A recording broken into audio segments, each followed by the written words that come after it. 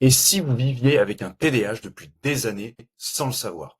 Beaucoup d'adultes découvrent vraiment tardivement qu'ils ont un TDAH après des années à se sentir en décalage permanent, à lutter constamment contre la procrastination ou à s'épuiser mentalement. Et c'est souvent parce que l'on développe des stratégies de compensation qui masquent justement les symptômes.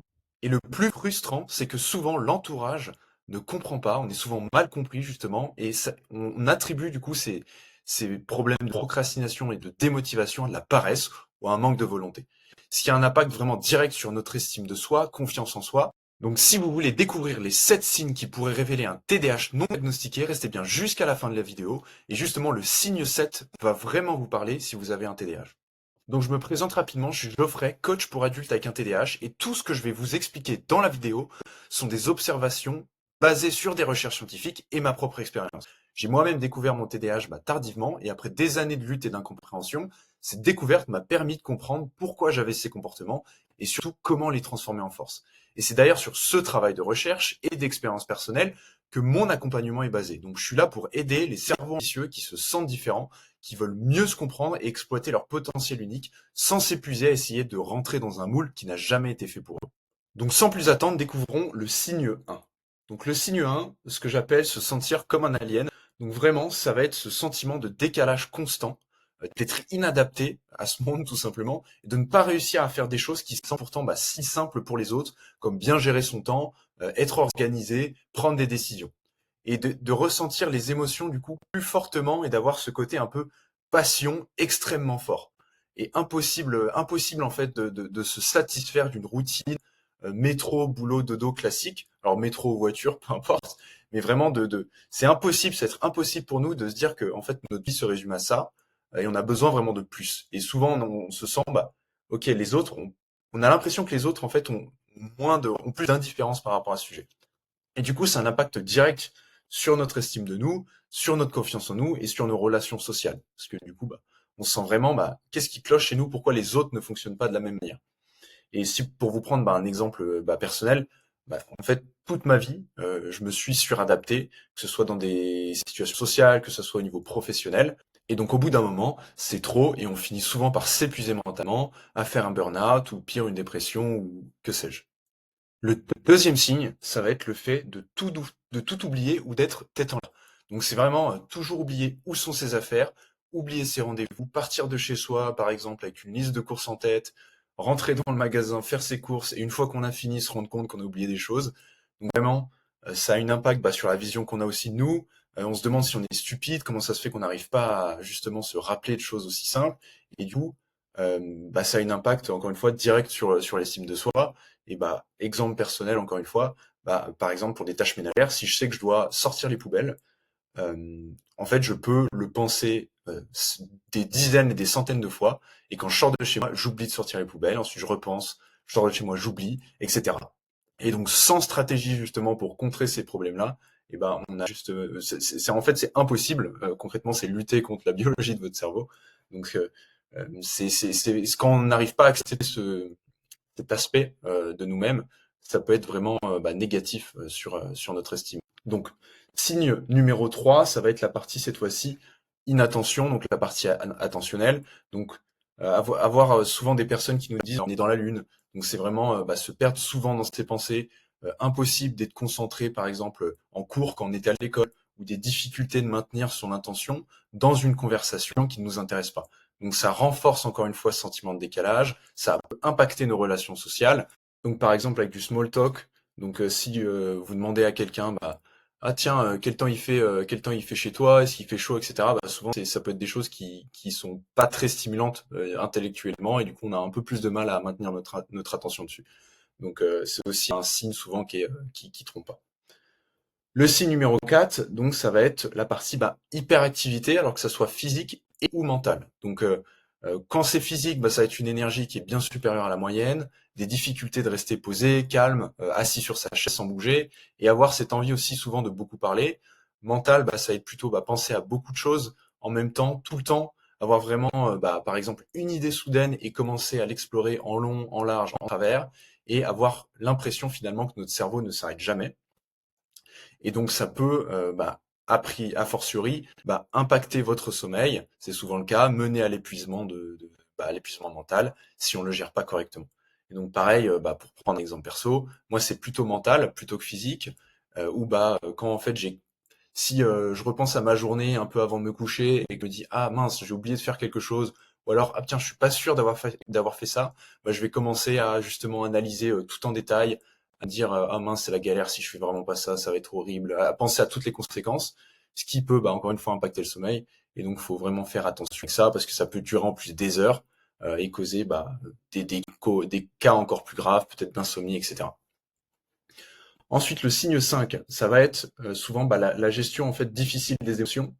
Donc, à différencier, petit aparté, à différencier du coup des troubles bipolaires par exemple, où en fait le changement d'humeur ou d'émotion se fait sur des périodes vraiment prolongées, pas au sein d'une même journée en fait, où en fait l'euphorie va être pendant plusieurs semaines, plusieurs mois. Pareil pour les phases un peu plus down. Donc ici, l'idée c'est que en fait au sein d'une même journée, on va avoir des états émotionnels différents. Donc on peut être hyper heureux le matin et ensuite hyper malheureux l'après-midi. Et c'est souvent causé par des facteurs externes. Par exemple, je sais pas, on se lève, on est de bonne humeur le matin, on a une mauvaise nouvelle pour X ou Y raison le midi. Et ensuite, on va avoir un peu cet état d'esprit négatif. On va avoir en fait du mal à sortir de cette boucle de pensée négative. Donc ça impacte beaucoup notre humeur. Et aussi, ça peut avoir un impact sur les autres, autant en bien qu'en mal, parce que autant on peut être très excité, avoir énormément d'énergie, et du coup ça impacte positivement les autres. Et à l'inverse, quand c'est négatif, ça peut affecter nos relations sociales, mais cette fois-ci dans le mauvais sens. Le signe 6, qui est extrêmement fréquent aussi, c'est procrastiner, mais dans le sens beaucoup trop procrastiner. Donc c'est vraiment, on va travailler sur des projets qui nous tiennent à cœur, que ce soit pro ou perso, et faire des choses obligatoires, mais qui ne nous intéressent pas. En fait, ça va sembler impossible.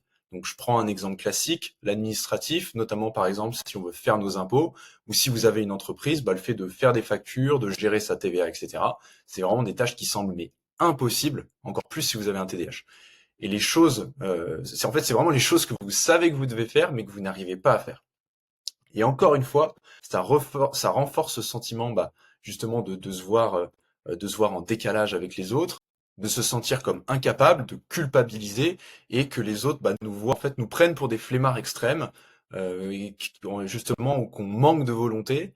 Et encore une fois, pour prendre mon exemple personnel, quand je n'arrivais pas à contrôler justement cet aspect-là, pendant ma période scolaire, pendant mes études supérieures, en fait, je bossais toujours au dernier moment. Et c'était impossible pour moi de prendre de l'avance. Et j'étais tout le temps obligé de bosser sous cette pression, en fait, du dernier moment, qui était la seule chose qui me permettait ok, en fait, j'ai plus le choix, il faut que j'y aille. Donc, c'était vraiment hyper désagréable. Et du coup, si vous ressentez ça, c'est encore une fois un signe qui peut montrer que vous ayez un TDAH.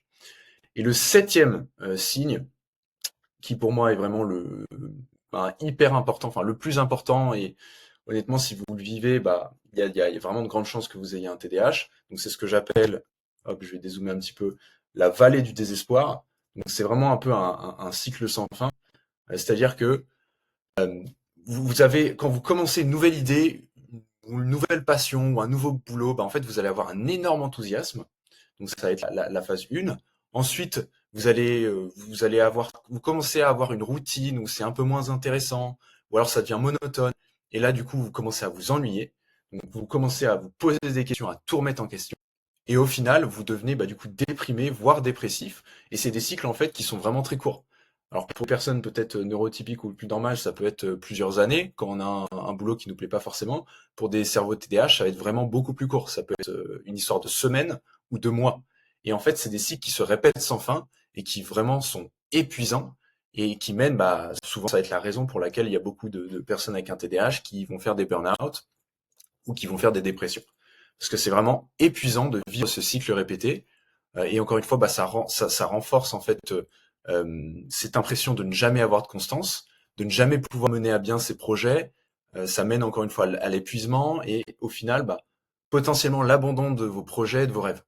Et donc, on a souvent cette sensation d'être vraiment intelligent, d'être capable, qu'on a vraiment ces capacités-là, mais qu'on n'arrive pas à les exploiter, qu'on n'arrive jamais à aller au bout des choses. Et donc, encore une fois, pour prendre un exemple perso, quand j'étais petit, je voulais apprendre la guitare. Donc mes parents m'ont acheté une belle guitare, tout ce qu'il fallait.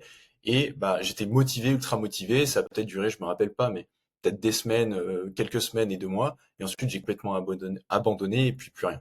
Et ça, c'est un des cas parmi des dizaines et des dizaines qui sont passés du coup dans ma vie. Donc normalement, ça, c'est vraiment quelque chose qui fait écho avec vous, qui est vraiment extrêmement fréquent pour un cerveau TDAH. Et du coup, d'avoir cette sensation un peu d'instabilité. Et donc, il y a plusieurs erreurs communes en fait par rapport aux personnes qui ont potentiellement un TDAH mais qui n'ont pas de diagnostic. Pour résumer, en fait, si vous reconnaissez tous ces signes ou la majorité, il y a de fortes chances que vous ayez un TDAH. Maintenant, je tiens à préciser que cette vidéo ne remplace pas évidemment un diagnostic officiel, mais soyons honnêtes, il y a beaucoup de professionnels de santé qui sont encore très mal formés sur le TDAH adulte, et je vois trop de personnes qui, en fait, soit vont attendre un diagnostic avant de se prendre en main, ils vont attendre une éternité pour avoir un diagnostic officiel, avant de changer quoi que ce soit dans leur vie, alors que justement elles cochaient toutes les cases ou presque. Et la deuxième erreur, c'est penser en fait qu'un traitement médicamenteux va être la solution miracle, va être la pilule magique, et qu'après ce diagnostic justement, qui permet d'avoir ce traitement, bah que tout va être soulagé, tout va disparaître. Alors que bien sûr, c'est bien sûr important pour du court terme, pour soulager les symptômes, mais ça ne réparera pas vos mauvaises habitudes et un environnement en fait qui est pas adapté à votre cerveau. C'est comme des antidépresseurs. Vous allez les prendre parce que bah, ça va vous aider sur l'instant T, parce que vous êtes vraiment bah, au fond du gouffre, mais c'est pas ça qui va résoudre la cause et ce qui vous a amené à la dépression. Et donc vous allez devoir faire un travail en fait autour de vous. Et donc c'est vraiment pour ça que bah, je conseille en fait de ne pas attendre un papier officiel pour commencer à prendre soin de votre cerveau atypique. Et si vous vous reconnaissez dans ces signes, encore une fois, vous pouvez déjà commencer à mettre en place des stratégies qui sont adaptées à votre fonctionnement unique. Et donc si vous voulez aller plus loin, avoir de l'aide justement pour mettre en place ces stratégies et que vous voulez enfin exploiter votre potentiel, j'ai créé un accompagnement spécialement conçu pour les adultes avec un TDAH, donc diagnostiqué ou non. Et donc, vous pouvez réserver bah, dès maintenant une première session de coaching complètement gratuite. Donc, c'est dans la description. On fera le point sur votre situation, vos défis spécifiques. Et en fait, on verra comment je peux vous aider à transformer ces difficultés en force. Et évidemment, c'est complètement gratuit, sans engagement. Et dans tous les cas, vous repartirez avec une meilleure compréhension de votre fonctionnement. Alors, n'hésitez pas et je vous dis à très vite dans la prochaine vidéo.